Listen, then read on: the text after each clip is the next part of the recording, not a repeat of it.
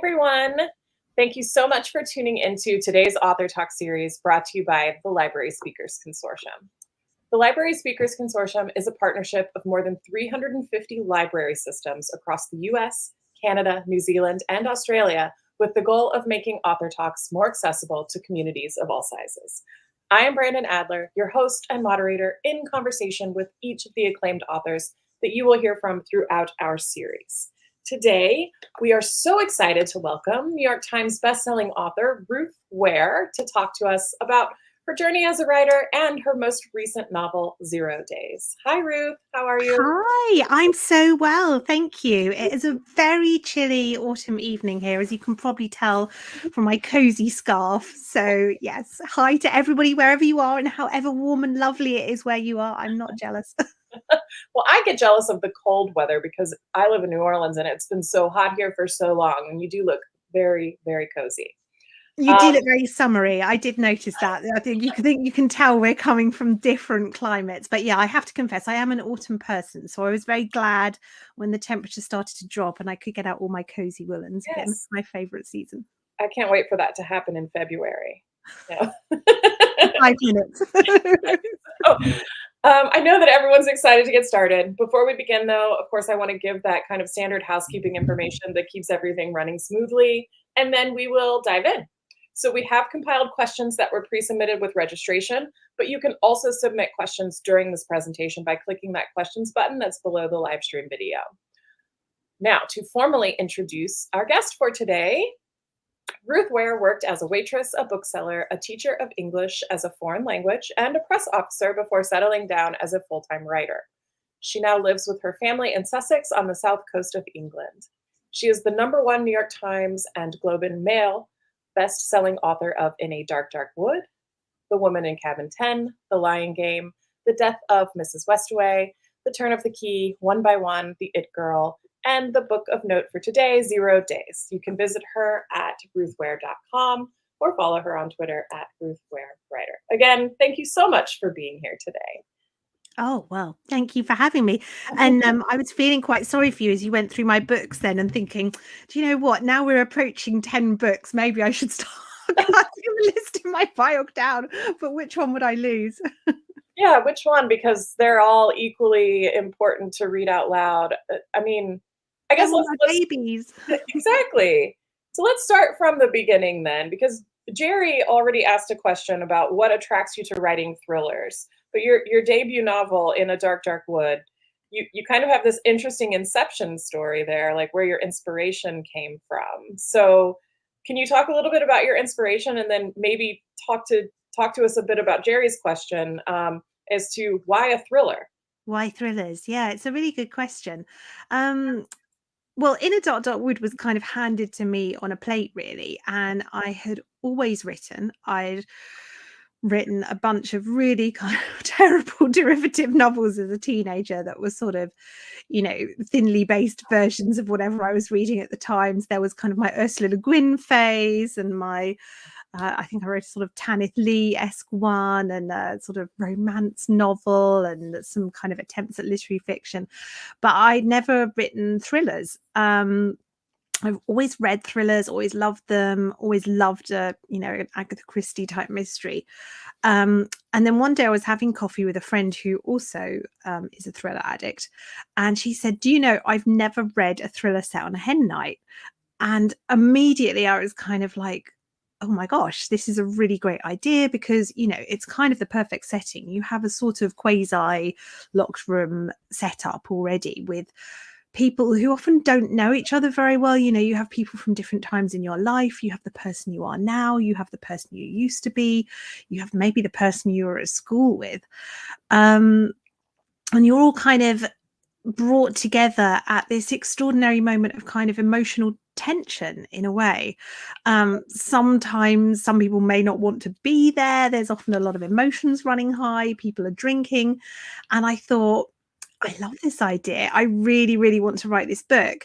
And as I was sitting on the bus on the way home, the characters were kind of walking on inside my head. And it was sort of just plotting itself, really. So I wrote In a Dark, Dark Wood. And then it did better than I had certainly ever expected. I think possibly better than the publishers had expected. And so, of course, you know, there was no question the next book had to be a thriller. And I got a lot of comparisons to Agatha Christie in the reviews of In a Dark Dark Wood, which was a bit of a surprise to me, but a welcome one. So with my second book, I sort of had the choice to kind of pull away from that or lean into it. And I chose to lean into it very deliberately with this kind of Agatha Christie-esque cruise ship setting for The Woman in Cabin 10. But I guess the question really is, why do I keep coming back to thrillers? And I've written, gosh, 8 books, I think now. I'm just starting my 9th. And that's a lot of thrillers. But I think for me, they're a kind of have your cake and eat it genre in a way, because what I love about mysteries and crime is the kind of game that the writer is playing with the reader, the sort of cerebral puzzle that's being set up. You know, you're giving the reader a lot of information, you're setting them a task. Can they figure this out before you reveal it to them? You're giving them all the clues. And then there's a kind of back and forth between the reader and the writer. You know, will you guess it? Have I given you too much information? Have I given it away? But also, I think the thing about thrillers is specifically is there's always a really strong emotional journey at the heart of it. There's always someone going through something, a regular ordinary person who's had a horrific event drop into the middle of their lives, and you're watching the ripples of that event play out through them and through their friends and family. And so I guess for me it's that thing of not having to choose between head or heart, but being able to have both. A novel with a kind of really clever puzzle at the heart of it, but also a novel with a really strong kind of emotional journey for the characters. Mm-hmm. Are puzzles something that you do on a regular basis outside of writing? I do love, I mean, a literal puzzle. I love a jigsaw puzzle, but I also really enjoy things like escape rooms. My family are all escape room. I wouldn't say addicts because we don't go that often, but I think we're pretty good at them. When we do go, we have a pretty good record of getting out. And I love, you know, I love things like kind of crosswords and Sudoku and just anything that's a bit of a battle of logic and wits. I find that really fun as a reader in a book. And I think it's fun to be on the other side for a change, to be the kind of crossword setter rather than the person trying to figure out the clues. Yeah. So it makes me think though about process. Is this are these kind of like these clues and these red herrings? Are these things that you have to outline in order to keep them straight in your own story? Do you know them ahead of time? Did the clues like come as you're writing? We have a ton of questions about process. So I don't outline a whole lot. A lot of crime writers do. It's very common to have either a kind of storyboard system. Some people do it by timelines and they have kind of post-its with scenes that they move around. Some people, one of my friends, Claire McIntosh, who's an ex-police officer, she has like a big kind of whiteboard, which I always think is like harkening back to her time in the kind of incident room, you know, putting all the sort of bits of information for an investigation up there. Only now she's the one creating the investigation. I really don't do any of that, which for a long time I felt quite guilty about. I felt as if I wasn't a sort of proper writer. But I've come to the conclusion it's just the way I work. So what I do, I think about the characters and the setting a bunch before I start writing, but I don't tend to write much down. I just kind of let it all marinate in my mind. I think about who these people are, what makes them tick, what their backstory might be.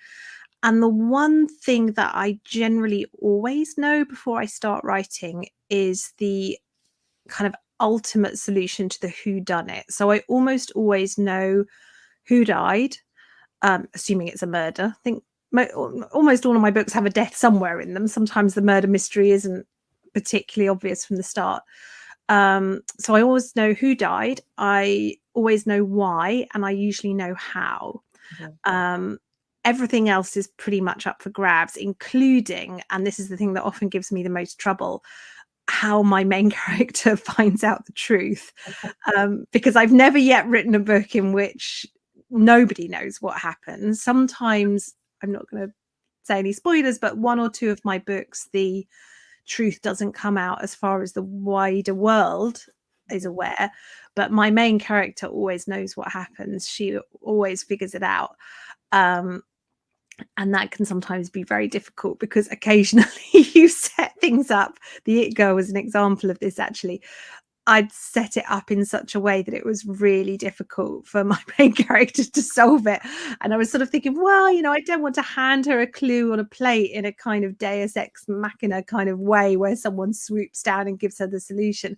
She does have to work for this, but how could she plausibly find something out that happened 10 years ago, which at the time she didn't notice? I won't give anything away for people who haven't read it, but she does figure things out. So that's often the part of the plot that gives me the most trouble. In terms of, you know, dropping clues and things for the reader, that I very much figure out as I go along. And not all writers write in kind of the order you read it. Some writers move stuff around, or if they're stuck, they'll jump ahead and they'll write a scene later in the book, something that they know that they're looking forward to kind of pep them up again. I don't do that. I write it always exactly as you read it. And that includes if it's a dual timeline book, it means jumping back and forth between the timelines. If it's a dual narrator book, it means jumping back and forth between the characters. And the reason I do that is because I think it comes back to what I was talking about in my first answer. The relationship between the writer and the reader is so crucial in crime and thrillers. So much of it is about what the reader knows and what they think they know, and what information you've given them, and what they are still trying to find out. And I find the only way I can keep track of those four elements and kind of keep them in play is for me to experience the plot at exactly the same pace and order the reader would. Obviously, when you read a book, you're reading it a bit faster, which is often the saving grace for a writer, because you can slip stuff under people's noses and hope if it's in an exciting scene, they'll be turning the pages. But I always want, as a writer, to experience the book in the same sequence of events the reader does, because, yeah, it's the only way I can kind of keep track of all of those sort of ebbs and flows. And I think I would just, if I tried to sort of jump to later in the book, I would just not be sure what the reader had already figured out. Mm-hmm. So yeah, do you think that answers the question? I think it does, and I think it begs another question, which is, and Jan had the same kind of question too. So if you're writing it like that, and I would imagine then you're writing pretty quickly, right? Do you take breaks? I mean, what's the timeline look like for a novel? Because especially if you're writing it as it's all happening, as the reader would read it, then I would think that if you took any time away from it, that you might forget that you'd slipped something in, especially. The funny thing is, Jan, that is a great question. The funny thing is, I very rarely do. And I think I'm extraordinarily lucky because writing is my full-time job now. It wasn't always, but it is now. It's the only thing I do professionally. So I don't find it difficult to hold the whole plot of the book in my head. Like today, so I'm working on an edit at the moment, and I suddenly realized something that I should have dropped in. I thought this would be a really good clue that people will not realize is a bit of misdirection early on. And I knew the paragraph that I wanted it to go into, and I could remember enough words from that paragraph to do a Control F. And I couldn't remember exactly what I put in, but I remember that there was a sentence with the words "love him" in it.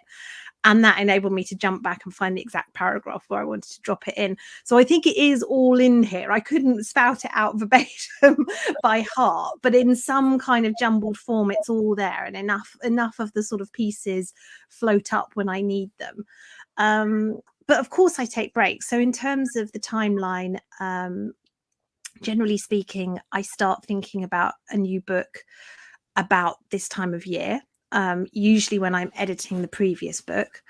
And I don't write anything yet, partly because I am still editing, and partly because experience has taught me that if you jump in too soon, you can sometimes get a bit of a kind of false start. You sort of start before you have enough about the characters in your head. And that can lead you to grind to a halt further down the road, which is very inconvenient. So I sort of spend the kind of the autumn coming up to Christmas period just sort of thinking about this book, thinking about the characters, maybe doing a bit of research. Not all of my books are very research heavy, but some are. And sometimes you have to research as you go along, but it's much easier if you can find out the important things before you begin. And then sort of round about kind of November, Christmas time, I'll start writing.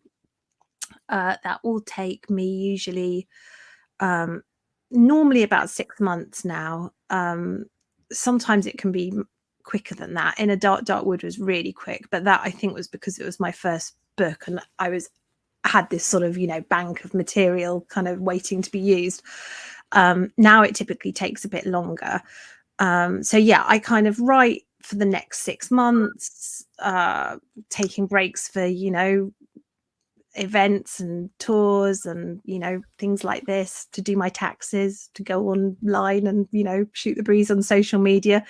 But typically my writing day, I sort of sit down at the computer about 9 o'clock, break for lunch, do a few hours in the afternoon before my kids get home. And that's mostly writing. I wouldn't want to say all. There's definitely a certain amount of fooling around on Twitter or Facebook, or just doing the mundane tasks of running a business, like keeping my taxes and VAT up to scratch. But yeah, most of it is writing. And then normally I edit as I go along, which again a lot of writers don't. That wouldn't work for a lot of people. If they fiddle too much with the text, they can lose confidence and sort of keep going back and back over the same section. But I like to make sure that everything's reasonably readable by the end of a chapter. So I would say when I finish a chapter, it's kind of it's usually 95% of the way to what you will be reading in the final book. And so yeah, the sort of usually around kind of June, July time. Recently it's been my sort of mental deadline has been, I really want to get this in before I go on my US tour, which is usually in June or July. So that's my deadline. And I hand it off to my editor. They read it while I'm on tour or on holiday with my kids, because we have our summer holiday in the UK is the August kind of big school holiday. And then I'm ready to sit down in September and start editing. I can't believe that you can remember specific lines in hundreds of pages. That's pretty amazing. I can only do it for the book I'm working on, to be clear. Okay. So this is what part of the issue with the kind of publishing timeline is. You're always one, if not two books ahead of the book that you're talking about. So very often, particularly with translations, if I'm on tour, it's for a book that I wrote 2 or 3 years ago.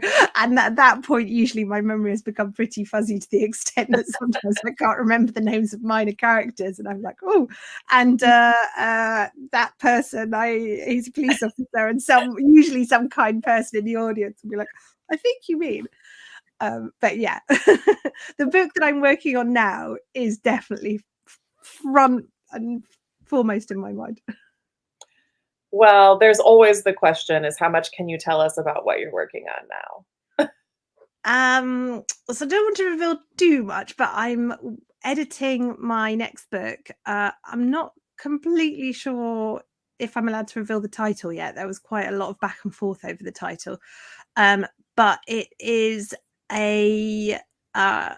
so basically my main character agrees somewhat against her better judgment to go on a reality TV show with her boyfriend, and they are whisked off to this beautiful tropical island for this kind of, I guess it's sort of like a couple's version of Love Island. Like you go on it as a couple and the idea is, can you survive, can you stay the course? And they're only a few days into the filming when a massive tropical storm hits the island and it all goes a bit Lord of the Flies. Okay. Well, I can't wait for that one to come out. It was great fun to write, great fun to research. Yeah. And then the then the reality the actual reality TV spinoff will come to follow. That'll be amazing if it happens. They still haven't made Snoop, my app, in One by One into a real app yet. And I keep hopefully saying on social media, Spotify, wouldn't you like to make Snoop? But they haven't done it yet. So Well, we do have a lot of questions about twists and turns. And then I want to move into 0 days after that. But just to ask Carly and Rebecca both. Carly says, I imagine being a mystery author, it's difficult coming up with twists and turns. Do you feel like this comes easily to you? And Bethany says, do you ever change your mind on these twists or endings? Have you had any regrets? ooh, gosh, the regrets one is interesting. Um, I think I'm going to start with the regrets part first. Okay. So it's for you, Bethany. I am generally, and this goes for my life actually, as well as my writing. I am generally very good at not having regrets. I tend to think that you did the best you could at any given time. You're working with the information you had and the materials you had and the brain and body the universe gave you, and you did your best, and you have to let yourself off the hook for anything else. You don't know how your other choices would have worked out. You don't know what would have happened. You know, if you'd taken that job, maybe you would have been hit by a bus on the first day. Who knows? Yeah. So I tend to think that, of course, there are things in my life and probably in my writing as well that I wish had turned out differently, but I try to let myself off the hook in terms of having regrets for how I acted. And that goes for my books as well. That said, I do often find that sometimes I am writing against things that I think I could have addressed differently or better or done slightly better in previous books. And a really good example of this is The Lying Game. When I wrote my first book, In a Dark, Dark Wood, it was all about kind of toxic female friendship. And somewhat, I think some newspaper quoted it as saying, you know, this does for female friendship what Gone Girl did for marriage, which was a great quote. But I felt so guilty about all my, you know, amazing female friends who have been like with me through thick and thin. They've been, some of them are from primary school. And so when The Woman in Cabin 10 was a completely different book, but when I came to write The Lying Game, I sort of thought I want to write a book that really showcases how amazing women are when they're friends, you know, how they will go to the ends of the earth for someone and do the most incredible things for a friend, because that's what you do when you're friends with someone. And so, you know, of course that book is a thriller. It's a lot darker than that. It's not all hearts and flowers, but in a way that book was me kind of addressing not mistakes, because I don't regret how I wrote In a Dark, Dark Wood, but just kind of steering the ship a little bit compared to what I'd done in my first book. But to go back to twists and reveals and endings specifically, I don't generally. So I think there's a big difference between a twist and a reveal. And I think twists are comparatively rare and very difficult to do well. Twists I would characterize as Gone Girl has a big twist. The movie The Sixth Sense has a big twist. Claire McIntosh's first book, I Let You Go, has a big twist, but they're pretty few and far between. And I think the trouble is if you come up with a really cool twist and hang the whole novel on it, it can sometimes feel a little bit forced. You can sometimes sort of see almost the writer kind of pulling the strings behind to you know, deliberately make sure that, like, I don't know, you know, to use an example, whenever you've got a character who no one is referring to their gender, you can be pretty sure that it's probably because they're not the gender that you, the reader, is assuming. That kind of thing. You can see things being kind of artificially massaged. Reveals, I think, are slightly different. They are a surprising answer to a question that you were already asking. So, you know, that could be who killed someone. It could be, why is she acting this way? It could be who's sending the weird letters or whatever it is. A reveal is a question that the reader already wants to know the answer to. And hopefully the answer is a surprise when it comes, but they already know the question. Whereas I think a twist is an answer to a question that the reader was not thinking about. Mm-hmm. And the example I always use, because I think it's been out for so long that no one can complain about spoilers, is the movie The Sixth Sense, where the question we should have been asking all the way through is Bruce Willis dead? And of course you don't, because you don't think to ask that. But once you have the answer to that, it gives the clue to the meaning of the whole movie. So that I would say is a twist. Mostly in my books there are reveals, but there are a few twists, and the twists generally were ones that were not planned. They came up at the last minute, and I thought that would be amazing. It would make everyone really furious, which a good twist often does. And they're really fun to write, and they feel like a gift from your subconscious or from the universe when they sort of land in your lap. So I would say 2, maybe 3 of my books have what I would call twists. And generally speaking, they were a surprise to me, as they are to you. Most of my books have reveals, and those are ones that I've more usually kind of planned carefully in advance. Sometimes they are a surprise to me in terms of, yes, there are a couple of books that didn't end the way I intended them to. The Turn of the Key, the ending to that book, which made a lot of people very angry, which I think is always a good sign. That came to me halfway through, and I was like, oh, this is going to be awesome. The Woman in Cabin 10, that had a surprise ending in a different way, where try not to spoil it, but someone who was supposed to die refused to die, and I had to go back and replot the whole book to make it work.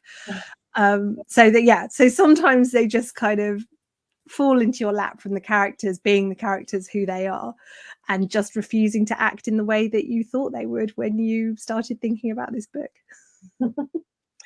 That's a really good quick lesson on twists and reveals, because I did not know the difference between those two. And so now I feel like people are going to maybe read with a different light when they're going through their thrillers. I have to say that I'm not sure this is the official definition. This is how I think of it inside my head.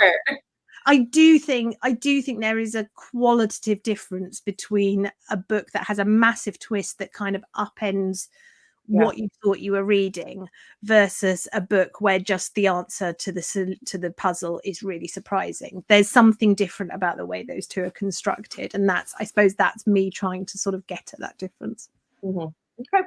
Well, thank you for that. Let's transition into some 0 days questions, because we do have several.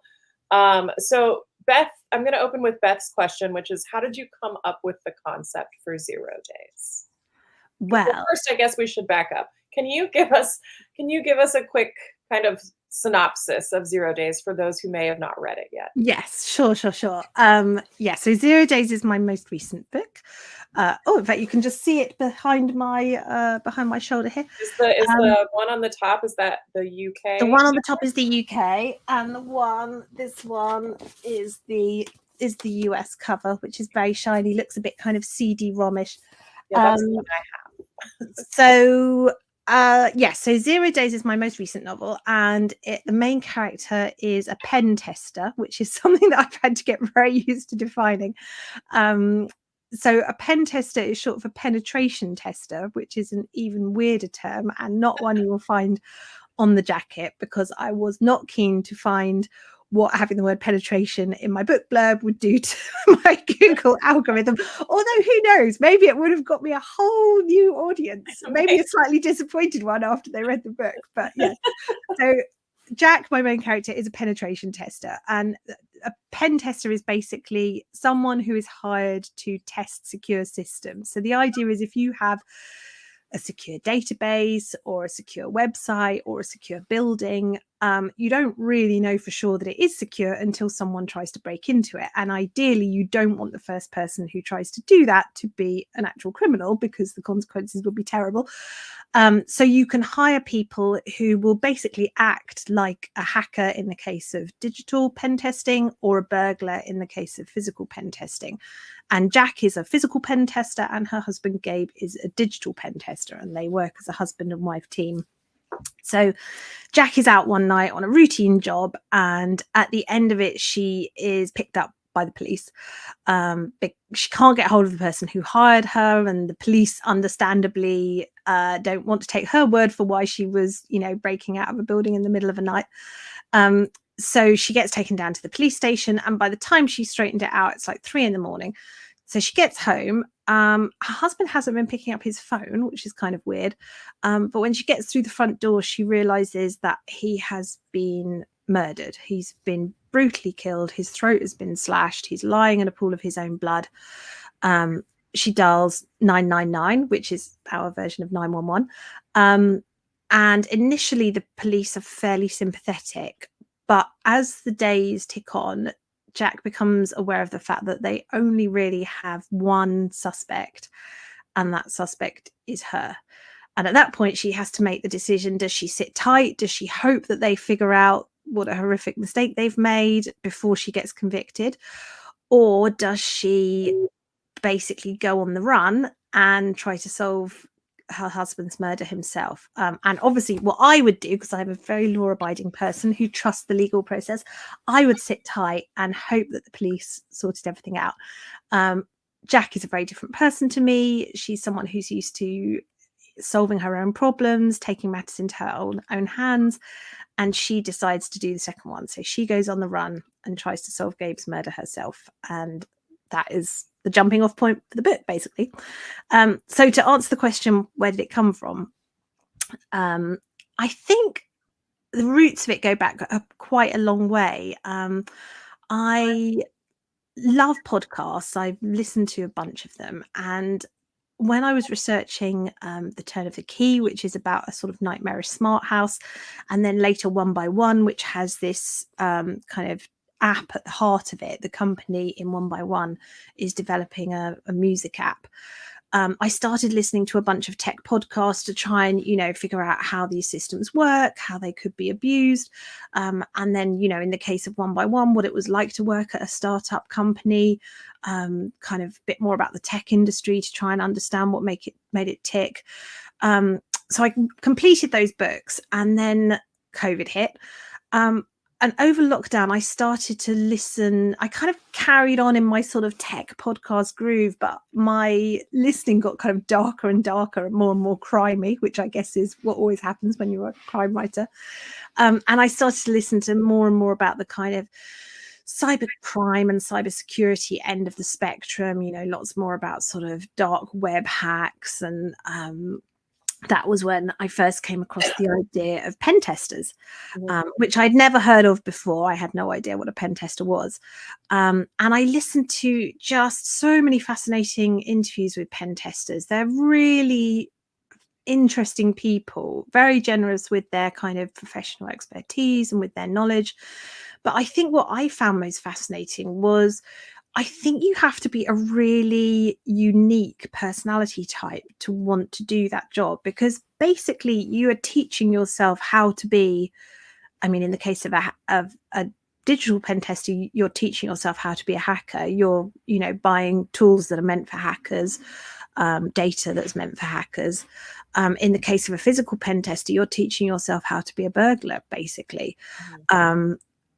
And yet, at the 11th hour, once you've acquired all of that knowledge, all of those skills, you choose not to use them nefariously, but to try to make the world a safer place. And I was completely fascinated by the kind of person who would walk that path almost up until the kind of opening the door at the end of it, but then turn away. And I started to think about what kind of a person would do that. What in your personality would make you want to do that. And I came up with my main character, Jack. But having sort of having come up with Jack, having fallen in love with her a bit, she's a very cool person, having given her this really kind of unique, quite badass set of skills, really, I realized that she needed a challenge that was up to her skills. And most of my books involve kind of something horrible happening to a regular, ordinary, everyday person. But with Jack, she's not a regular person. She's she's a pretty kind of, formidable opponent in her own right. And I thought, I have to give her something that's really up to her skills. And this is the type of people who become crime writers.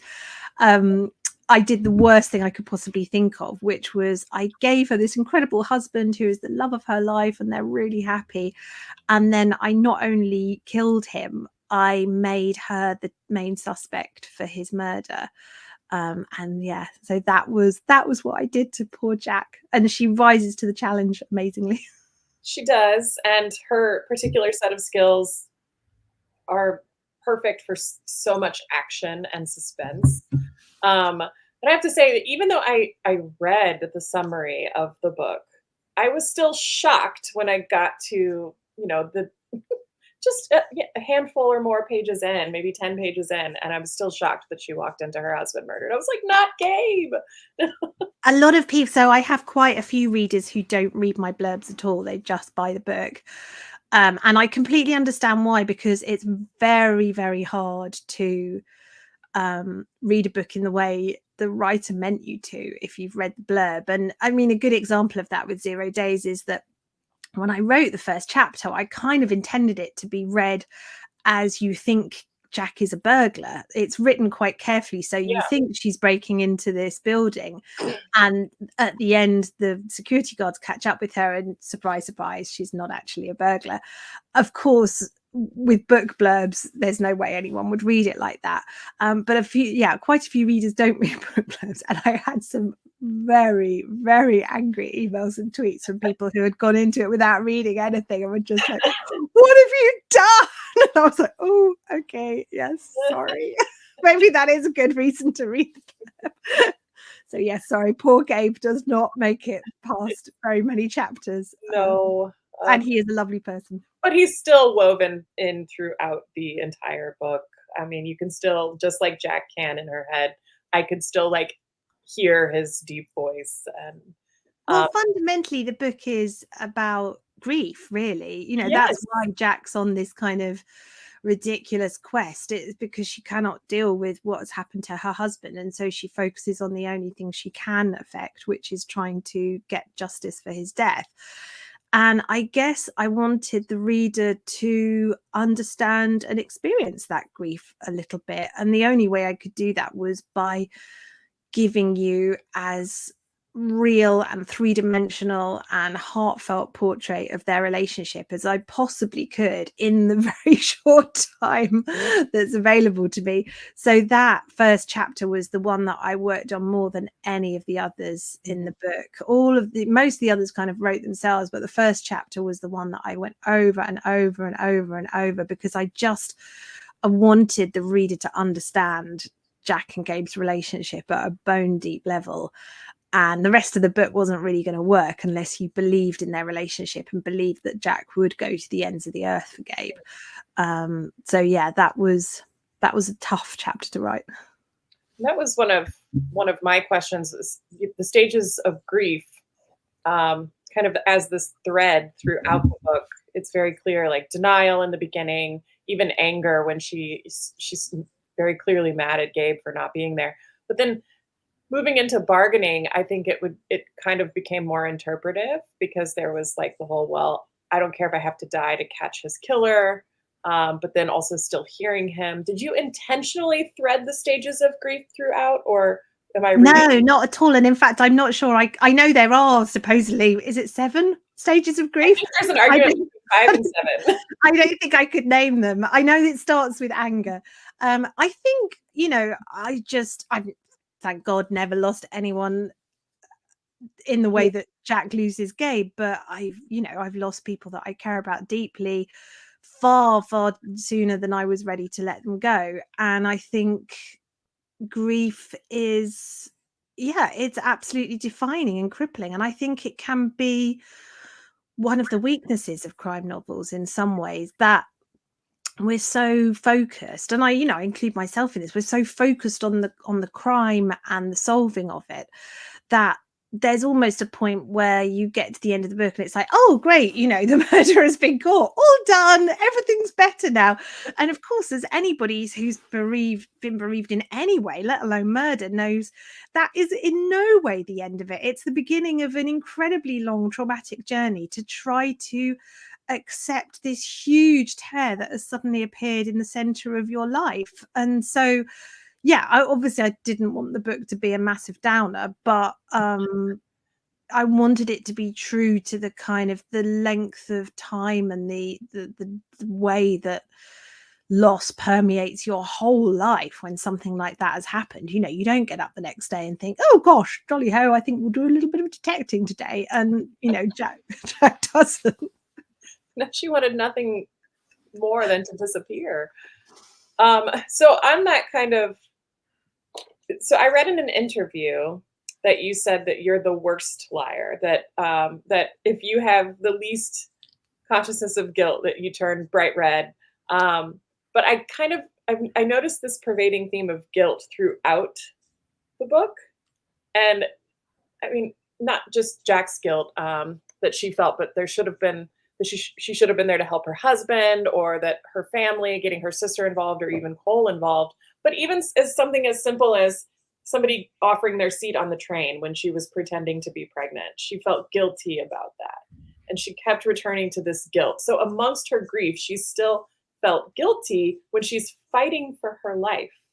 Um, was that a little bit of you sinking in, or was there something more that you were trying to portray there, the guilt that was throughout? Gosh, that's a very good question, and I'm not sure anyone's asked me that before. I think it probably is a bit of me, actually. I think the person in the book who I most like is probably Hel, Jack's older sister. We're much more similar in personality than me and Jack. But it's funny because I was thinking about the fact that I said earlier I'm very good at not having regrets. That is true. I try hard not to think about the road not taken, but I think that is a sort of fundamentally quite different thing from guilt. And I am quite a guilty person. My mum, who grew up very Catholic, and we did not, but she always said it's Catholic guilt. The idea of sort of having to think about your sins all the time and confessing them, and sort of having that constantly on your mind, like, what have I done, what am I about to be found out for, what should I have confessed? I think there must be a sort of genetic element of that, because that's definitely something that I sort of, and I am the kind of person that, if I don't know, like, bought the wrong kind of coal for my fireplace, and I sort of think, oh god, but if I burn it, I'll be burning it in a smokeless zone, and maybe the police will come and find me, and I'll be polluting the atmosphere. So yes, I think there is a weird kind of a weird split there between not being a regretful person, but I am a person with quite a strong consciousness of guilt. And I think fundamentally that's because regrets are about the harm that you've done yourself usually, whereas guilt is more about the harm that you might be doing to other people. Mm-hmm. And I'm more concerned about that, as is, I think, Jack. But yes, an interesting bit of psychoanalysis there. You put more into your novels than you sometimes realise. Yeah, there were just a couple of times where I'm like, Jack, just go. It's fine. You have permission. Like, your husband's been murdered. Yeah, it's funny. Most of my characters have great difficulty in letting themselves off the hook. But I think that is maybe because to be the type of person who follows an investigation through, in spite of usually great personal obstacles in terms of safety and so on, you have to be someone with a fairly strong conscience. And that's true for Hannah in the It Girl, the book I wrote before 0 Days. She's someone who could very easily just have turned around and said, do you know what? I did my best. I gave the evidence of what I saw. What the jury did with that is not up to me. All of that would have been completely true. But she's not that person. She's the kind of person that if she's made a mistake, she has to put it right. And I guess a little bit of that probably seeped into Jack too. Can we talk about the title of the book, 0 Days? So 0 Days has a specific meaning in the tech world. Is that right? It does, but that is a little bit of a spoiler in terms of the plot. So I've been asked about this in events before, and it is very difficult to talk about in terms of, yeah. So 0-day exploits are basically a problem with a program that the company has known about for 0 days. In other words, it's a completely undiscovered exploit. So you'll sometimes see little alerts come up on news channels that will say, 0-day exploit discovered in Windows Microsoft, and it basically means it's just been uncovered. Mm-hmm. And after that 0 days, the clock starts ticking, and it's this many days since it's been patched. And the longer it goes on, the longer manufacturers tend to assume that probably most people will have patched it, which is why it's very important to download patches and keep your software up to date. But it also has a secondary meaning in terms of the book, which is that the book is structured as a countdown. So we start at -8 days, and we are counting down to 0, which is the point at which the police catch up with Jack. And I think it's not specifically stated, but I think that's implicit in the book, that we know there is a crunch point coming, that at 0 days, Jack will be arrested. And the question is whether she will have found out enough before that to get the police to take her seriously. So yes, it's got a double meaning within the plot. Wendy is asking, your medical information is always so accurate. Where does this come from? Oh, that makes me very happy. Thank you, Wendy. Various places actually. I have lucky enough to have a sister-in-law who's a GP. So she is very kind and answers questions for me via WhatsApp when I'm like, what kind of treatment would you need for this, that, and the other? I did consult her about Jack's injury in 0 days. She punctures herself on a metal spike pretty early on in the book in a stupid way. She kind of jumps onto a wall, and she basically gets kind of sepsis. And I had lots of back and forth with my sister-in-law saying, well, what would be the symptoms? How would this, if this happened, would that be plausible? Because there's always a tension with writing between what you would like to happen and what could happen versus what is most likely to happen. And often as a writer, you have to choose the possible but not likely kind of outcome. But yes, I will pass on your compliments, Wendy, to my sister-in-law, who is really the person who deserves them. But I'm not above tapping up all sorts of people, just random people from the internet, or experts who I've tracked down via Google to ask for advice on all sorts of things. And sometimes they don't reply back, but sometimes they're unbelievably generous. And I just had a chat the other day with an amazing pathologist who gave me all sorts of absolutely golden nuggets for my next book. So yes, be as rude as possible to strangers and tap them up for advice is my advice. Brady has an interesting question and some news that I didn't know about. Brady says the recent MGM cyber attack was conducted in a very similar way as to what Jack used to gain entry into SunSmile. As you researched cybersecurity for the book, what do you think plays a bigger role in a hacker or pen tester's arsenal? Incompetence of the individual or organization, or the technical skill of the hacker or pen tester? Wow. Well, I'm fascinated by that. I didn't know that I that was I didn't know. So most of Jack's exploits in the book are made up by me. Some of them are thinly based on things that I heard other pen testers talking about. Some of her tools and techniques that she uses are based on things that people had discussed in interviews. But that is completely fascinating, that there's that real life echo there. That makes me think maybe I could have been a pen tester if I'd been a slightly better liar in another life. It's I think for a physical pen tester like Jack, probably what makes the biggest difference actually is probably just personal confidence and being likable. When I was researching what it was like to be on the run, in the UK specifically, because we are a very difficult country to go on the run in, I spoke to several police officers, and they all said the same thing, which was to watch this TV program called Hunted, which is basically a kind of slightly stylized version of the same thing. So members of the public go on the run, and then a team of hunters have the kind of the same skills and techniques that the police would use to track them down.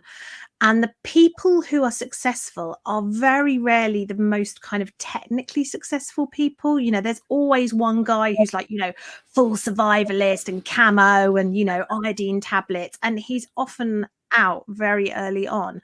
And the people who do well are very often just the people who are the most likable, because they can get people to help them. And the woman who won, or actually it was two women who won the UK's first season, were lovely but so incompetent. One of them missed her baby boy so much that she kept phoning up her mum from landlines, so they knew exactly where she was, to talk to him and check he was okay. And in the end, she was so desperate to see him that she went home, which was like fully understand. I've still no idea how she managed to do it. Saw her baby boy, was like, great, he's fine. Went on the run again for another 3 weeks. But she was just so sweet that members of the public were like, one person let her stay in their caravan, you know, someone else gave her a bed for the night, people were giving her money. And this was before the first series had aired. So nobody, you know, she could have been an actual criminal. No one had any way of knowing that she was dead. But she was just sweet and charming, and people wanted to help her. And I think in the case of the physical pen testers I heard interviewed, that seemed to be a really running theme. Was it wasn't so much incompetence on the part of the security people. It was very often people wanting to be nice. And so one woman who I heard interviewed said that she had two props that she used most out of all of her arsenal, and they weren't anything technical. One was a sling, and the other one was a baby bump, a fake baby bump. And she says, because if you walk up to a door with a kind of, you know, it could be your library card in your hand and your arm in a sling, and you're sort of going, oh, I can't quite, 9 times out of 10, someone will buzz you through. And that's particularly true of women who people are naturally less suspicious of. You know, Jack in the book is 5 foot. She's very unthreatening.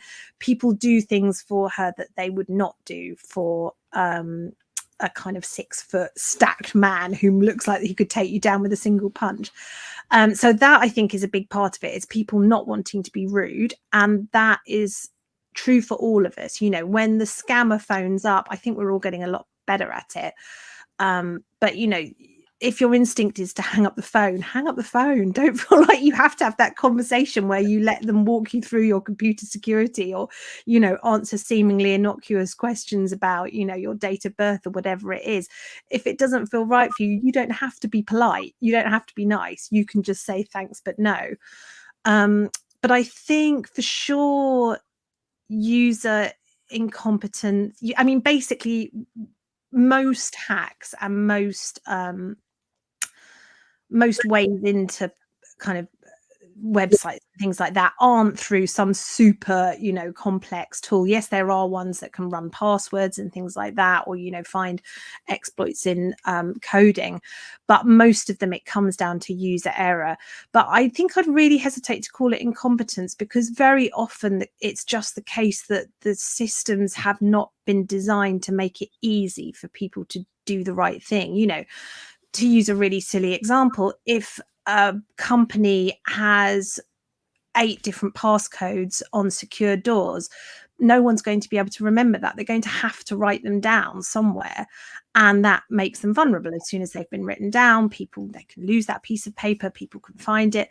That's not incompetence on the part of the individual. That is a system that is set up to fail. And I think there are a lot of systems like that out there, and an increasing one is the fact that, you know, we have to remember so many passwords now. It's just not possible for one human being to have a separate password for every single website, and yet that is the number one way people are hacked. They reuse a password.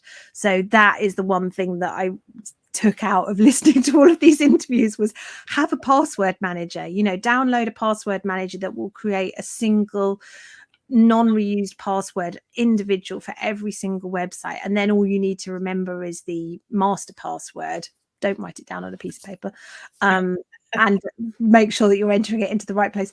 But, make it easy for yourself, and systems have an obligation to make it easy for us too. Mm-hmm. Great. You answered like 3 questions in that one answer. So that was wonderful. Thank you so much. Jake wants to know, what is the most surprising or odd thing that you've come across in your research? Oh, blimey. God, there's so many alleyways that I've ended up running down. Yeah, 0 days, just everything about pen testers was a complete shock to me. I was like, what? People really allowed to do this? This all sounds so bizarre. And so many anecdotes out there, people getting arrested. There was one case where a guy was hired to break into, I think it was a court building. He was hired to pen test the court building and figure out how secure it was, and got arrested. Was able to say, no, I was hired to do this. But then it turned out that there was basically a kind of a bit of a war between the two parts of the judiciary. And one part felt that the other part hadn't had the right to hire this guy. And so he had to stay in jail while they kind of duked this out between them, because as far as the other branch was concerned, he had committed a felony. So that was pretty surprising.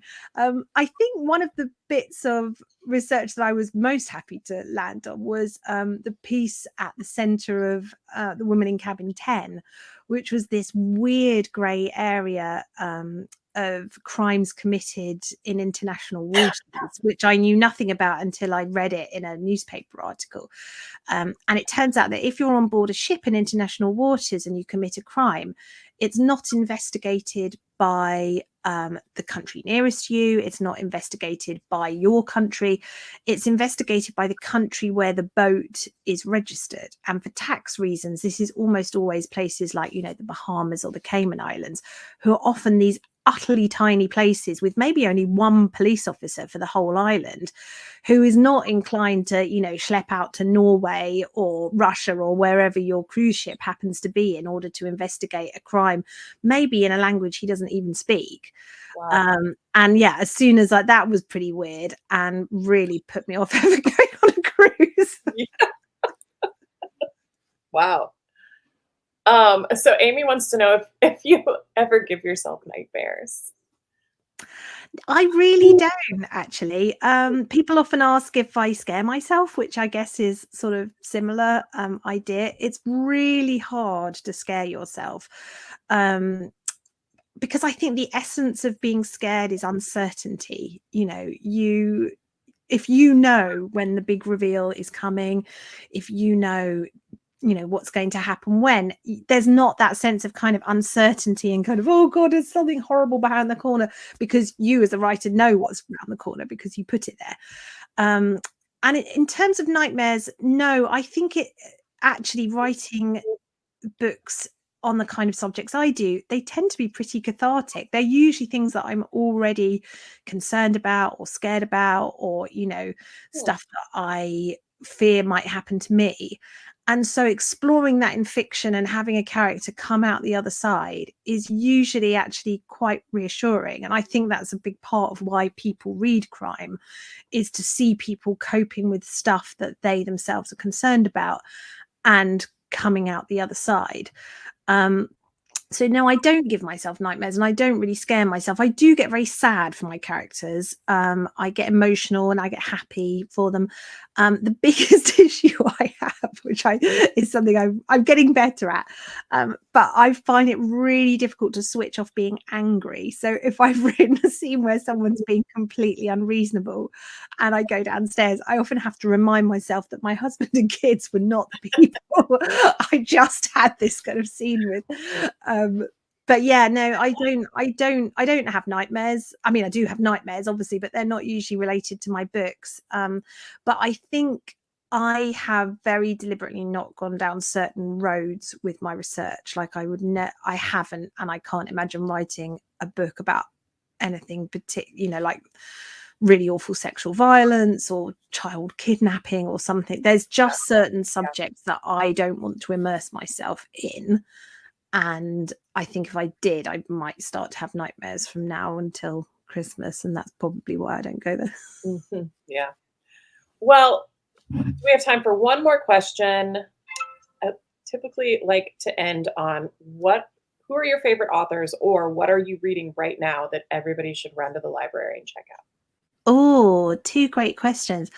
The problem with telling you what I'm reading right now is that they are always things about 6 months ahead of time because I get sent so many books to blurb, and I don't think there's much point in recommending something that people can't. I tell you what I just read. This is a really weird recommendation. But I heard someone talking about it on a podcast and it made me think I would love to read the book. I just finished Rosemary's Baby, the novel rather than the film. It's really, really good. It's really scary. It's definitely a book to make you super angry. I came out of reading that. Oh, people are so unreasonable. Poor Rosemary. Why couldn't she be allowed to have things nice? It's very unsettling. So yeah, I really enjoyed that. In terms of, writers who I recommend, I love Erin Kelly. I love Claire McIntosh. I love Riley Sager, Gillian Flynn, just all the kind of psych thriller greats. I think you cannot go wrong with any of them. Meg Miranda is another one. Lisa Unger. Yeah, there's so many fantastic people working particularly in my genre right now. It makes it very hard. They keep raising the bar in a very inconsiderate way. Well, thank you so much for joining us today, Ruth. It's truly been a pleasure and so much fun to talk to you for the last hour. So thank you for being here. Oh, well, thank you for having me. And I just wanted to say that many of my favorite hours have been spent in libraries and poking around library shelves. So it is such a treat to be here with so many library lovers and readers. Thank you so much. And with that, I also, of course, want to extend a huge thank you to all of our viewers that are tuning in today. Without your support, none of this would be possible. So we thank you for choosing to spend your time with us. Below the live stream video, you can find a link to Ruth's book. It's in the resources tab. We look forward to seeing you all on October 26th when we talk to bestselling author John Irving, and again on November 1st when we chat with actor John Stamos about his forthcoming memoir, If You Would Have Told Me. You can register for these and lots of other great events on your library's event page.